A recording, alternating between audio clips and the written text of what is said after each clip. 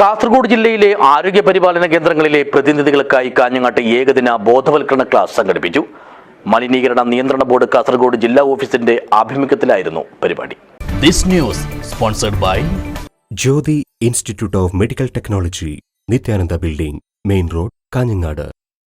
പരിസ്ഥിതി സംരക്ഷണ നിയമങ്ങൾ ആസ്പദമാക്കിയാണ് കേരള സംസ്ഥാന മലിനീകരണ നിയന്ത്രണ ബോർഡ് കാസർഗോഡ് ജില്ലാ കമ്മിറ്റി ഓഫീസിന്റെ ആഭിമുഖ്യത്തിൽ ജില്ലയിലെ ആരോഗ്യ പരിപാലന കേന്ദ്രങ്ങളിലെ പ്രതിനിധികൾക്കായി ഏകദിന ബോധവൽക്കരണ ക്ലാസ് സംഘടിപ്പിച്ചത്.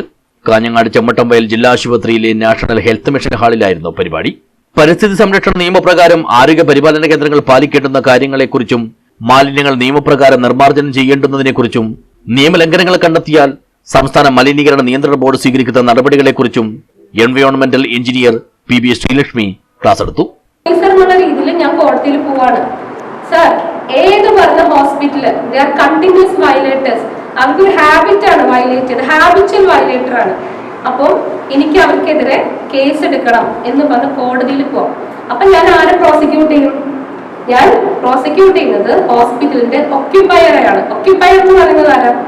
അത് ആക്ടിൽ നിർവചനമുണ്ട്. ഒക്യുപ്പയർ എന്ന് പറഞ്ഞാൽ who have the control over the entire area. ഹോസ്പിറ്റലിലുള്ള entire കൺട്രോളർ ആരാണോ? ഡയറക്ടർ ആകാം, MD ആകാം, മാനേജർ ആകാം, അല്ലെങ്കിൽ അതിന്റെ ഓണർ ആരാണെങ്കിലും അവർക്കെതിരെ പ്രോസിക്യൂഷൻ നടപടികൾ ആരംഭിക്കും. അസിസ്റ്റന്റ് എഞ്ചിനീയർമാരായ A Vismaya, TV Adarsh, Surya K Nair, PV Siddhartha തുടങ്ങിയവരും പരിപാടിയിൽ പങ്കെടുത്ത് സംസാരിച്ചു. News bureau, Kanhangad.